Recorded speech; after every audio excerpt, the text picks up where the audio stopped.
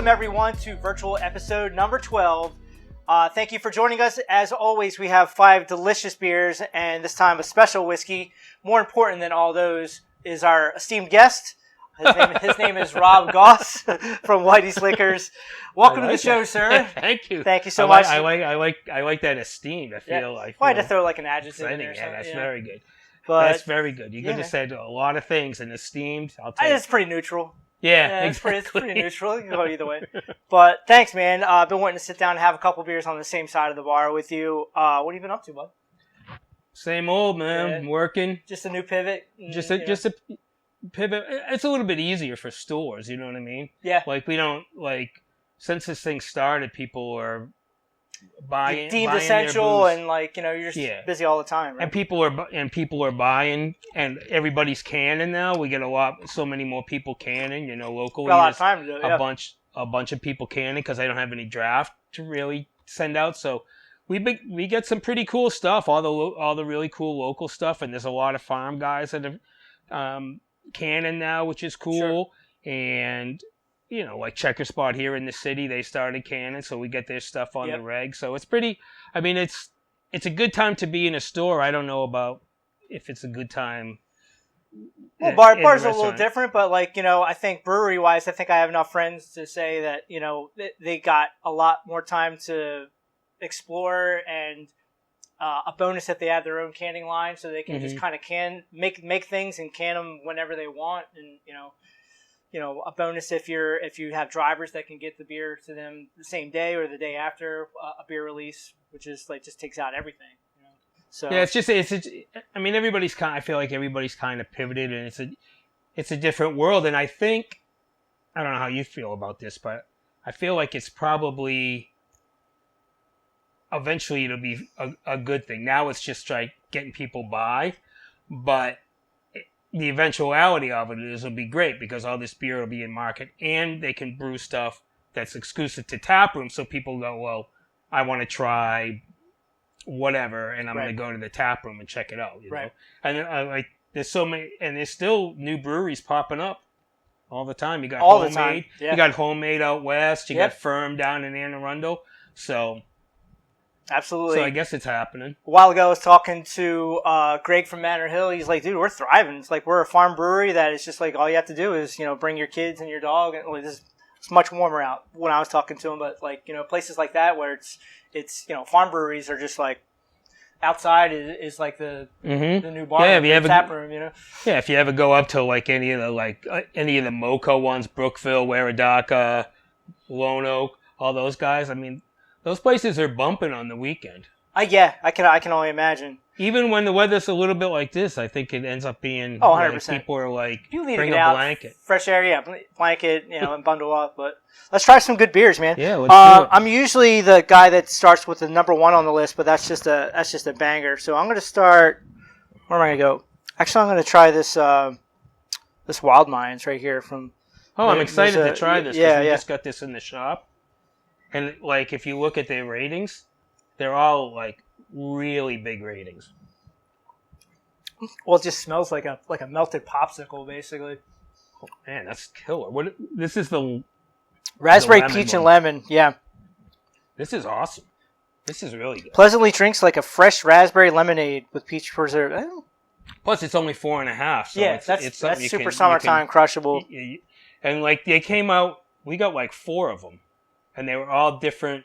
I made a mix pack out of them because I was just like, no, why not? People are going to want to check this out.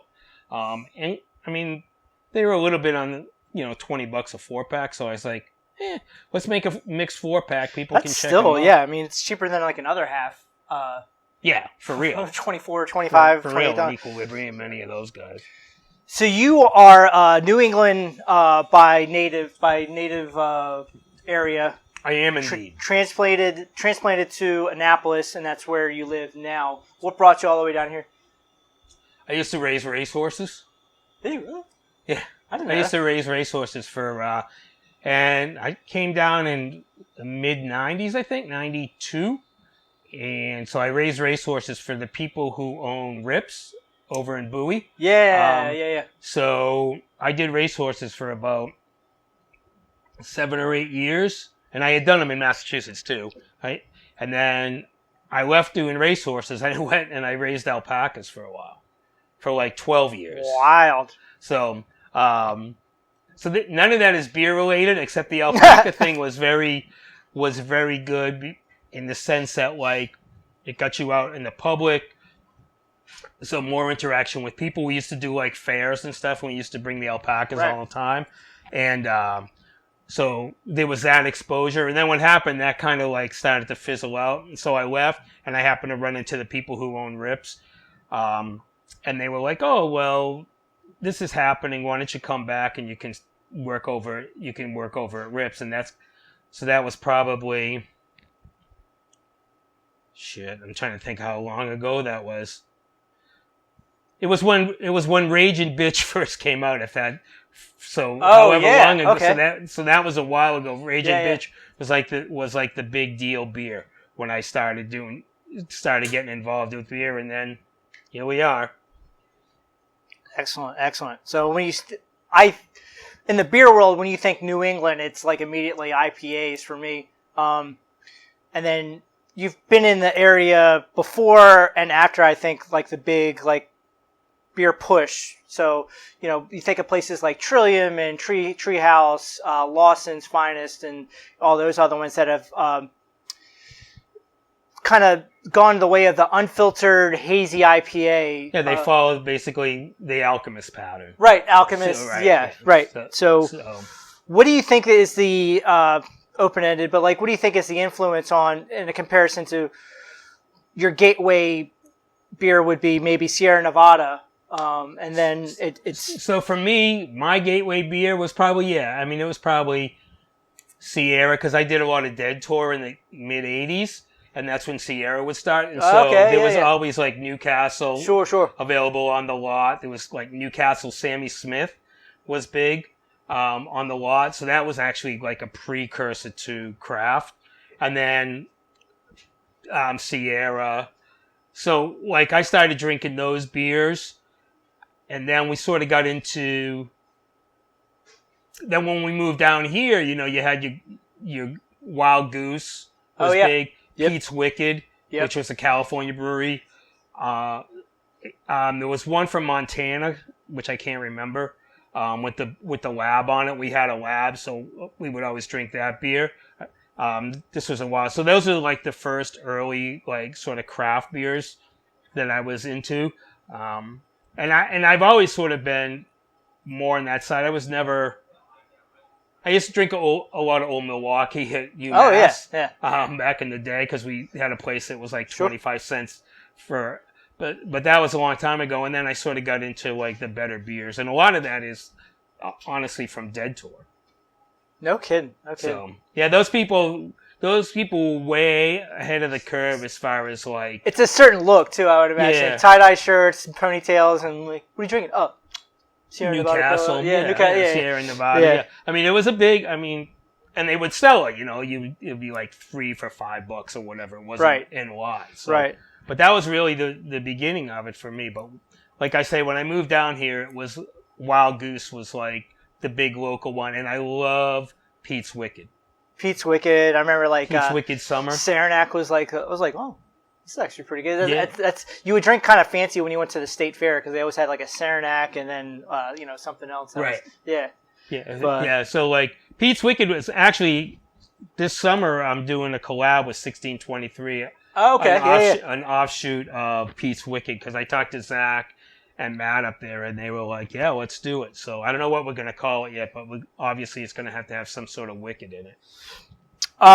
Speaking of Wicked, switched over to the Widowmaker. They're out of, we were saying Burnish? Braintree, sorry. So they're like South Shore, Massachusetts? Yeah. Actually, I have these guys coming on with me. I do sort of the same thing as this. Sure, we have people come in and we do like virtual tastings like you do. So we always have like live music with ours. And so these guys are actually coming on. When I saw they were in the state, I was just like, I should reach out to them and see if they're interested. So they're on Thursday night with me. So there's going to be a lot of silent ahs in that, because like this is great, man. All South Shore guys. It smells like fruity candy, but drinks like very easy. And that's the thing about it. People think about IPAs. Is it hoppy? Like, hoppy means a lot of things, actually. It doesn't mean bitter. It doesn't mean, hop flavored. Well, you know from bartending, it's like, people are like, I don't want anything hoppy. And you're like, well... There's so many things that are... It's like, now, this is not... I wouldn't consider this hoppy at all. And most of the time, if you give this to somebody, they'll be like, this is an IPA. I can't believe it. Yeah. Yeah. And that's... To me, that's the influence of The Alchemist and those sort of OG, unfiltered IPAs. Well, then to make a product to appeal not to just the beer drinkers that are already existing, they want to open the market up to people that don't usually drink beer. So these are gateway beers now. Yeah. 15 years ago, you would not see a Wild Minds, kettle sour. I don't think not at all. That style even existed back then. But like, we're gonna throw a whole bunch of fruit in it and sour it over the weekend, and then. I feel like for a lot of people now, those are gateway. Where for you and me, it was like more of the hardcore West Coast things that were gateway. Or you probably started like with Hefeweizens and that kind of stuff. Yeah. And that was always the early gateway beer. But these now are the gateway beers. I'm telling you, man, like, I really enjoy this one. I really like this. They do a bunch of killer ones, actually. Like we did a mixed 4-pack for the tasting coming up. And it's sort of one of these things that's not like the other. So it's this beer, 2 other New Englands, and a peanut butter stout. And I was we have the peanut butter stout too. I haven't tried that one yet, but I'm allergic to peanut butter, so I won't be trying. I won't be giving anybody a thrill on the virtual on Thursday night by me like being taken to the hospital because I'm having anaphylaxis. So. Right, yeah. That's it. You could get the ratings up if you have. I could stab yourself with a pen. That's right. Maybe I'll try it. You never know. You got to tune in. Well, and I was watching one of your virtual shows too. Like, you're reaching out and talking to not only folks in the beer world. You're talking to local distillers and that kind of thing. So, tell me about the bridge from beer to cocktails and then beer in cocktails. Well, I do that because my boss was like, I don't want you to do all beer, because he knew I had a lot of connections. And I was like, well, that's fine, because the local craft distillery guys are into doing that kind of stuff. We have a good time, like we had Eden on the other night from Baltimore Spirits Company. And they're over by Union. And so we were talking about, we mixed a couple drinks, and then they had this Amaro stuff. Have you ever seen that? Dude, that stuff is legit. If you, like, they have a Szechuan, and they have a coffee. And, like, to make, like, a Boilermaker, like, you can take pretty much any IPA and pour, like, an ounce of that. Totally different flavors. Changes the whole profile. Yeah, you don't even know it's beer. Like, we like, did a couple, and we let people in the store try them. And we were like, yeah, that's beer. And they were like, what? No, it's not. No, it's not. It's not beer. So there's a Szechuan one, which goes in, like, the sour. So we use... Like Szechuan peppers? Yeah. We used Cold Pro. Okay. For that. And then the coffee one, they put in IPAs. Eden said they were just messing around at a campfire. Sure. They started doing this. And I feel like the coffee one has a little bit more variety, because you can use it like in coffee, you can use it over ice cream, blah blah, yada yada, that kind of stuff. But yeah, it's cool. And like those guys are pretty. I mean, I feel like the craft spirit business sort of evolved from craft beer. I mean, craft beer was around first, but like... I can get down with that. But it's a labor of love, like, small community that are just like, we're going to crank this out, it's going to take this long, and then we're going to just kind of compare notes. And yeah, exactly. So like, I think I have Lions on in a few weeks at this, on our virtuals, which is they do all rums, and they're down in St. Michael's. But yeah, I mean, they're fun too, because I don't drink a lot of liquor. And so they're fun. So I mix up a drink, and we kind of have a good time with it. It's fun. So sure. And we do wine too, but the wine isn't. They're not into like sort of the social media blah blah blah like the beer and the liquor guys are really. You know what I mean? So, and this we do a lot with Linganore, and they're pretty cool about it. Right.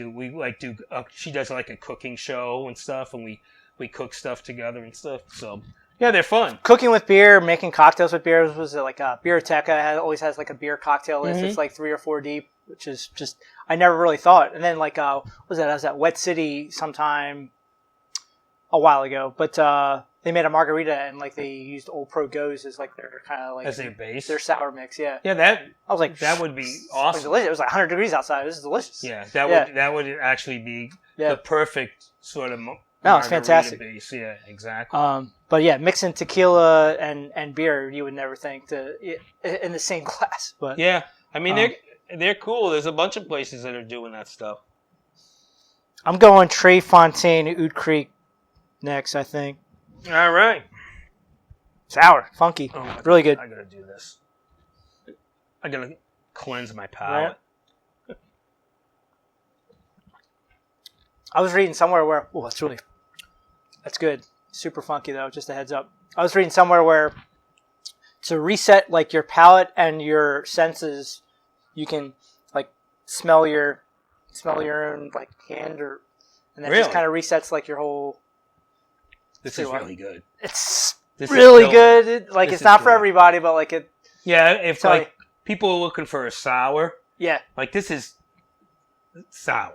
This is sour. That's over the weekend sour. This is like. This is hard. Let's wait a little bit for that. So who is this? This is Treyfontaine. They're so essentially they're just making lambics and they're bottle conditioning them, and just no two are the same basically because they just condition with. That's awesome. You guys have?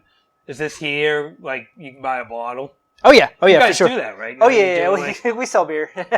They sell a little bit of beer, but you can actually buy bottles here still. Oh, 100%. Yeah, 100%. Yeah. Especially with COVID, so. Absolutely, yeah. So step right up and buy this. The party's just gotten portable. That's all. There you go. Exactly.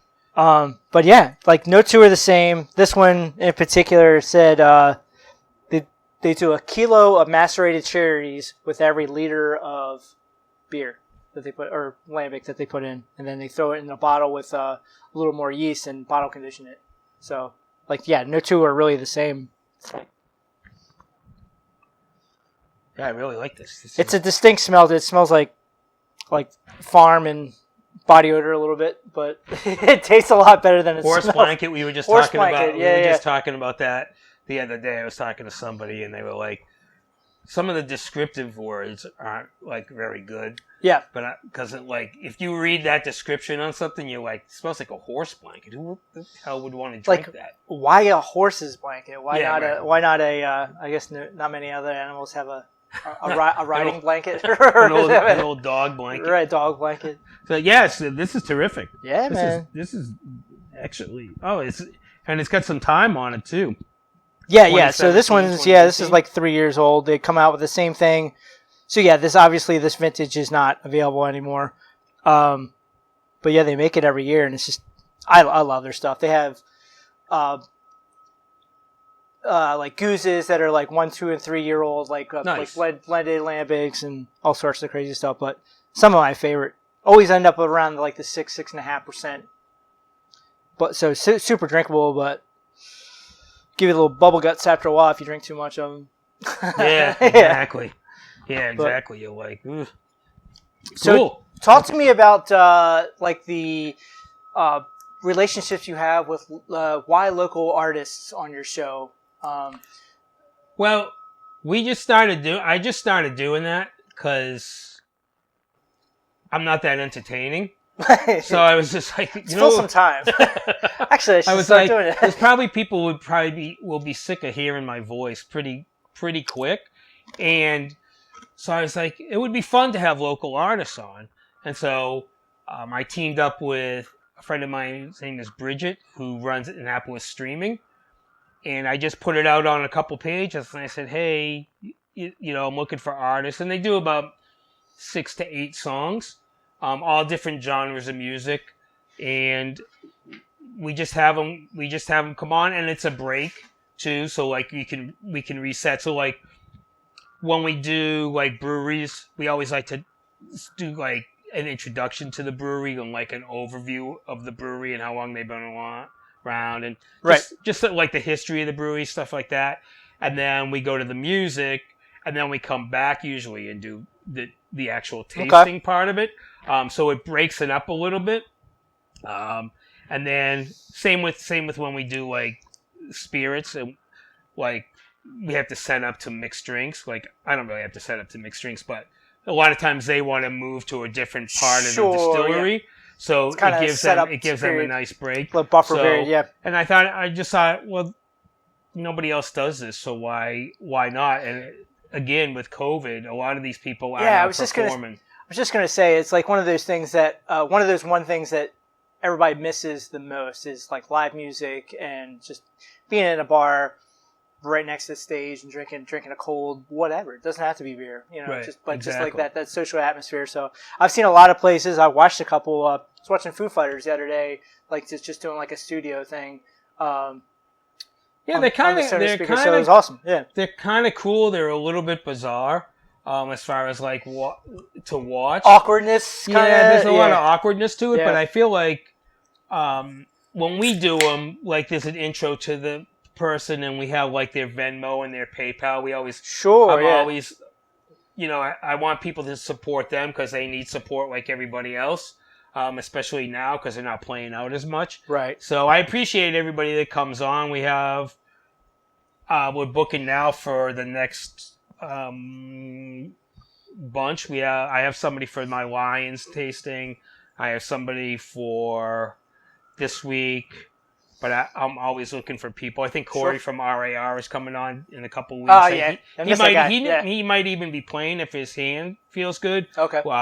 We're trying to work that out. So I just thought it would be a different angle from a beer show. Basically, is what I like thought. it, man. So it actually kind of makes it flow a little bit better, and you're not listening to me just being exactly. That's how I felt about it. It's like nobody wants to hear that guy the whole freaking show. So let's break it up. So I made it audible. Rob was kind enough to bring one of his collab beers with Idiom Brewing Company. Feast your eyes. Tell me about this one, buddy. So this is an ambrosia sour. We had it come out for the holidays. And pouring like a so hot it's pink marshmallow, it's pineapple, it's orange, it's cherry, it smells like a pineapple upside down cake. Everything in an ambrosia sour. And I don't like to brag about things, but this is killer. It tastes awesome. It's very well balanced. So it's sweet, got a little bit of a sour. You get all the sort of marshmallow and that stuff in the front end, but then when you drink it, especially now because it's a little bit warmer, you get a lot of the cherry and the sour and that kind of stuff. There's coconut in there too. It's great. I mean, this beer is killer. This is, very, very good. So, what's the ABV on this one? Like 6 and something, I think. 6 and change. Super drinkable too. Yeah, this beer is really, really good. I couldn't believe how good it came out because you hear all that stuff and you're like, that could be a disaster or it could be delicious, and this came out really, really well. So I think, I don't know, I'd have to ask Mike up at Idiom, but I think this might be like a seasonal now. Like it'll probably be out. Hell yeah, absolutely. It'll probably be out again next year. You still have a couple cases at Whitey's? Yep, we have a little bit left. We have that. We have a little bit of the collab we do with Monument. This year we had to pivot off of the Bullseye beer. The caramel. Do you remember that beer? Yeah, that beer was awesome. And we did like a vanilla porter because like when we were talking about it, and we were like, I said, I don't know, we should do like a campfire beer, like a vanilla porter. Yeah. Was like one of the first.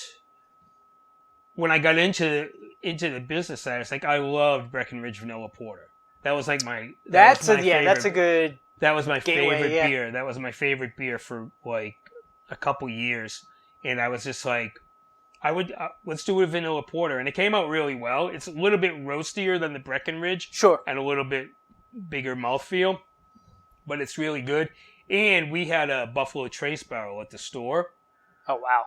That we sent to Monument. So next year there'll be a Buffalo Trace. Probably bottles. Just sitting version there, of it. Yeah. So Very cool. it's in that. So I'm pretty excited about that. Beer's pretty good too.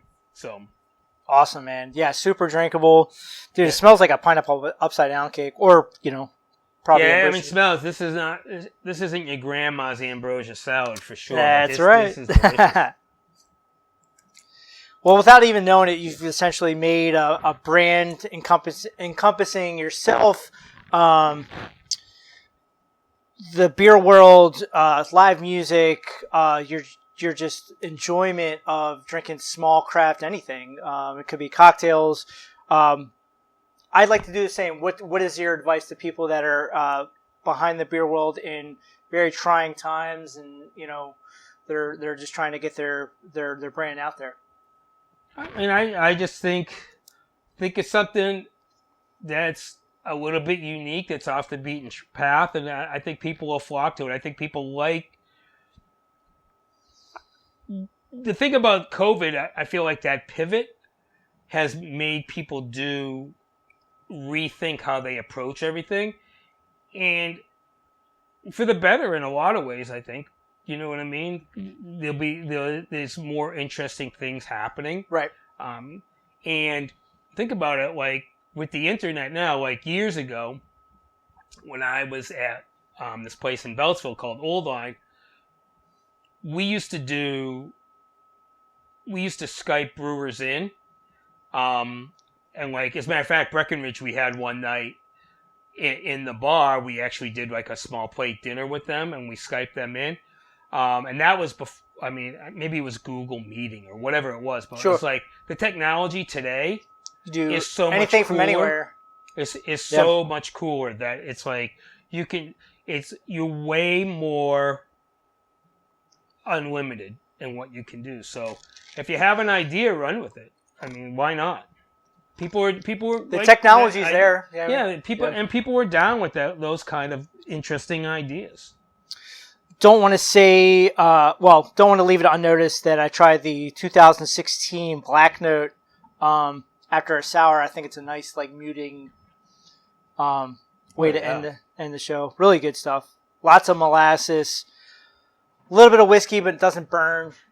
Tastes really enjoyable. It's probably calmed down quite a bit because of the age on it. Not as much espresso. It's super licoricey. Yeah, like a. I don't really like dark liquor or black licorice, but it doesn't have that like bite that licorice has, right. Like ouzo or anything like that. But that's really nice. You have stuff at your house that you're like I just got a beer fridge. Yeah, I had to go. My wife was gonna be pissed. She's like, yeah, my wife was like, we can't keep you in here. Yeah, we had no room for food. Yeah, and then you start digging, and I was finding like 2011 Long John, some Goose Island, and like all this sort of crazy stuff that I've like gathered over the years. And I opened some of them, and some of them were drain pours for real. But some of them were pretty interesting. No, yeah. I mean, I can definitely get down with that. So, speaking of which, now, what's in your beer fridge? You're thirsty. Are you going to your beer fridge, or are you going to your home bar? What are we keeping? Actually, I just did a virtual with the people from Von Trapp. Oh, yeah. Their beer is delicious. Yeah. Like we go to Vermont pretty much every summer, so I was familiar with their beer, but they just launched here, and I mean every one of the beers is killer, like every one of them. So if you see it in the store, pick it up. It's really good, and it's like I'm not one of those people who's like I'm not going to drink IPAs, man. I'm sick of IPAs, right? Yeah, because they have their place. But if you just want a beer, they're great. And the other thing is, non-alc beers. You did a whole show on non-alc beers, dude. Because all these breweries are coming out with dry January. Like you gotta adapt to that. So we had Athletic on, and their beers are pretty good. And we had Lagunitas on. They have a non-alc. But we just got or, I think it's what it's called. IPNA, I think it's called. Yeah, got it. And we had Brooklyn on. But we just got Untitled Arts the other day. Yeah, they make one too? I didn't know. Dude. Huh. They're juicy. You wouldn't know. You don't know. Okay. And they make a chocolate milk stout. Really? Yeah, which is like amazing. And they make like a pomegranate Berliner Weiss, which I didn't try yet, but I tried the Juicy and the Chocolate Milk Stout. They're really good. I mean, I don't really get non-alcoholic beer personally. I get it. Yeah. I mean, it's like I see its place, but I'm not like I gotta drink this. But these beers, legit, like that Untitled Juicy is delicious. And I've heard I've heard, and I have a can at the house. I've heard the Athletic is the same. Well, let's rewind 20 years ago. The only non-alcoholic beer you could think of is O'Doul's. Yeah, 5 years. Heineken Zero. 2 years ago. Delicious. 2 years ago. Yeah. Shit, it was O'Doul's, Bush NA, yeah. whatever. What was the other one? St. Pauli Girl, Buckler. Yeah. Now everybody's coming out with. Sam Adams is coming out with one. Dogfish is coming out with one in the spring. So you can still get the 300-calorie beverage without the buzz. Actually, they're lower calorie, which is good. Yeah, most of them are low. Yes. See, that's my thing about it. I don't get, because they're not cheap either. Like the Untitled Arts ones are pretty expensive for what they are.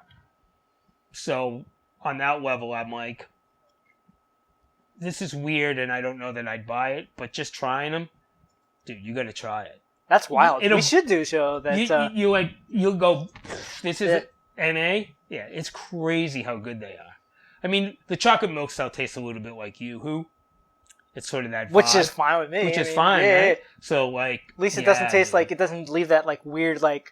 I don't know, like saccharine taste in your back of your, you know. Yeah, the old school ones, you know, were like super just tasted like wort or water, like whatever. But like these ones are all pretty solid. And locally there's a couple too. I just saw an article in the Post about them. Well, I knew Brookville made one.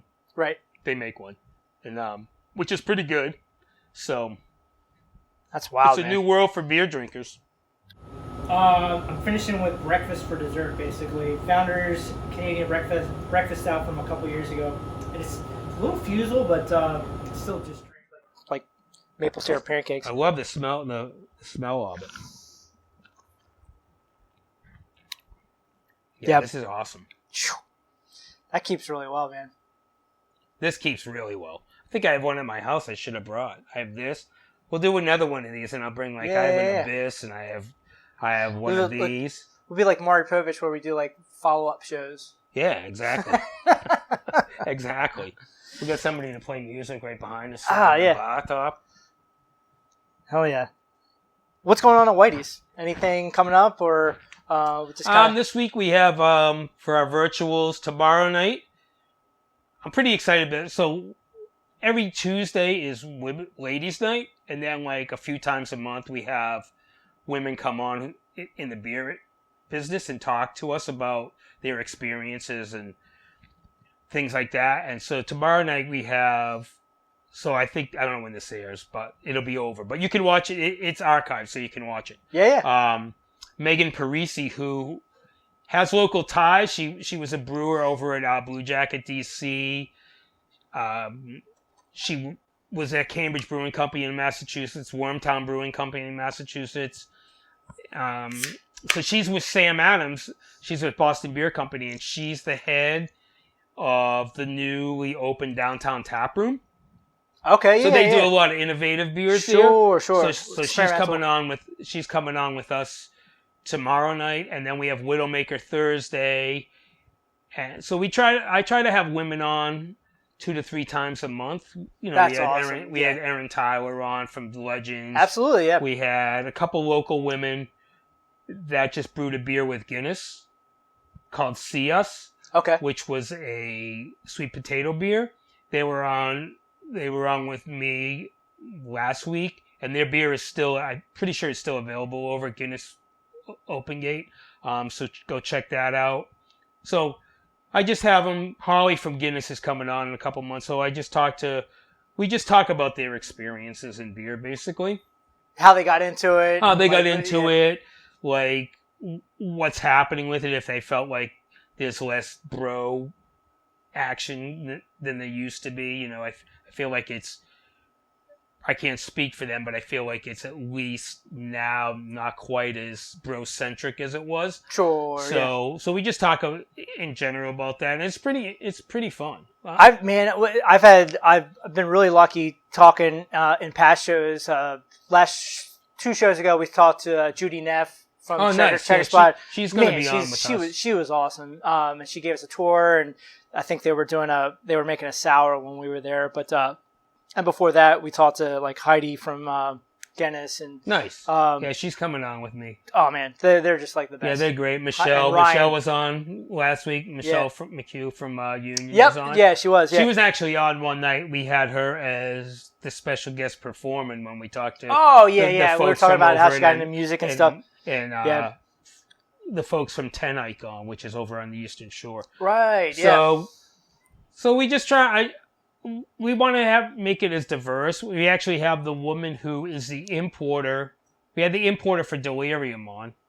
Okay, yeah. Yeah, she was on a little while ago. And sometime in February, the end of February, we have the woman who brought in Medallia, which is a Puerto Rican beer. So she's going to come on and talk to us about that experience, because her experience is not a beer experience at all. Right. It's actually, she's in the grocery business, and and Medallia is huge. So I reached out to her and just to have her come on and talk about that experience. So we try to get people. We try to make it a little bit diverse and get people on that have interesting stories to tell. Very cool. Very cool. So, like I say, those are the next few coming up. We have a big February coming up. RAR, Lion Rum. So you guys are just looking forward next 6 weeks, 8 weeks, just down the road. Yeah, I usually book awesome. out. I usually book out pretty far in advance. We're going to do a farm brewery festival. Online, we're going to do a women in beer festival. I think we do every year. We do an up and comer, so I reach out to new breweries. Firm is already committed. Pipe the Side up in Hampstead is already committed. I'm going to reach out to Steven at Homemade to come on. They're doing some really cool beer. That's awesome. And so we reach out and do that. And try to mostly local. I try to help with the local people. So yeah, so we have a lot of stuff coming up. We have a really cool show coming up with Emma from Astrolab? I've heard. Yeah. Yeah. So they're coming on, and they just did a beer with Craig Laughlin, who is the analyst for the Capitals games. So it's a benefit for cancer. It's a cancer benefit for rare cancers. And so he's coming on with us to talk about that beer, February 18th, I think. You can't help but notice how awesome it is that beer kind of transcends different cultures and pop and that kind of thing. It's that's the cool, to me, that's what draws me to it, because it's just everybody, and there's a lot of community. It's all community, you know what I'm saying? It's these people, they're making a beer to benefit cancer. Or, Union just had that everybody beer coming together out. And just, Yeah, Union just had that Up the Curtain beer, which benefits the arts. Yeah. Or, the list of people that do beers like that is amazing. And it's just a great community. That's the best part about it. We tend to know the same great circle of people. Just want to thank you for coming. Been an inspiration, man. Thank you so much. One more beer I made an audible that you should definitely try out. Was lucky enough to help can and make this one. This is Full Tilt. We're trying to Cat's Pajamas Mexican chocolate. Cheers to the guys at Full Tilt. And full disclosure, I've had this quite a few times since it was released on Friday. It's in all honesty, one of my favorite beers. What's the pepper in it? It is ancho. Nice. An arbol, yeah. Yeah, it's got a nice. It's got a little tickle in the throat, but tickle, yeah. Those guys are great guys. Oh man, yeah, I love them. It's off the earth, and they've helped me with a lot of great things moving forward with the beer culture. But yeah, we did. Speaking of back in the day, I think we did their second event ever, and I was at Old Line. with Oh yeah. like they were so new. I remember reaching out to Nick, and I was like, "Yeah, I want to put you on draft in the bar." It was so new that like even my rep for Chesapeake at the time was like, "Who the hell is this?" I was like, "Oh, well, they're in your portfolio, so you should know about them." And so we did the second. The first one was here at Admiral's. I'm pretty sure. They can correct me on this, but I'm pretty sure. But I think we did like the second or third event ever for those guys. Yeah, I met those guys New Year's week, probably like 8 or 9 years ago. We were the second, when I was a bartender at Shuckers way back in the day. We were the second account to have the Balmer Pale Ale on tap. Nice. The first one was Americana, which is now Home Slice, I think. But yeah, just salt of the earth, great people. Just making like killer beers right now. Yeah, they're killing it right now. You can't even get their stuff. That's how I mean, like it sells out same day on Beer Range. That's the perfect pivot, right? Because they're not really doing a lot with distro anymore. I guess they're still making some of the cores, but like Beer Me really helped them. I mean, like, and they're like same day. We are there canning, and then 2 hours later it goes live on Beer Me, and it is sold out for delivery and for pickup in the same day. Right. The whole process just is crazy. But yeah, so they started doing all those jams beers, and that like that like totally set them apart. Like they were kind of in the mix with everybody, and didn't really have like a foothold on anything, I don't think. And then they started doing those, and it was like, boom. Right. And that was right in the beginning of the pandemic. Those Dan Jams have only been, 9 months? Yeah. There's been probably like a dozen or so of those, but like, yeah, less than a year. I think, I remember we took a quick like 24-hour trip to Indiana to look at a canning line, purchase it, and then get it back, in time for the weekend, and we used it the next week. And that was just like so now they can can anytime they want, which is a huge plus. They have Beer Me, they have drivers that go out, and it's kind of changed the whole like culture of just how you that whole Beer Me was which was Brendan O'Leary in Maryland, True right? Respite. Yeah. It definitely changed what's happening in beer. Right. I don't know that now it's as big an influence as it was early in the pandemic, because now people are a little bit more comfortable going out, but it's still doing well. I still see people putting stuff up on Beer Me and like selling through. Right. So, right. That's great. So I'm all for it. Whatever helps people in the business. And they got time to just like make whatever they like, and not saying that's going to be the scenario for all breweries, but like, now's the time to plot and scheme, Mm-hmm. So, well, it's like I said earlier, it's a good pivot, because now you have options, and so why not? Right. So, well, we're gonna enjoy the rest of these delicious beers off camera. Thank you so much for joining us, Rob.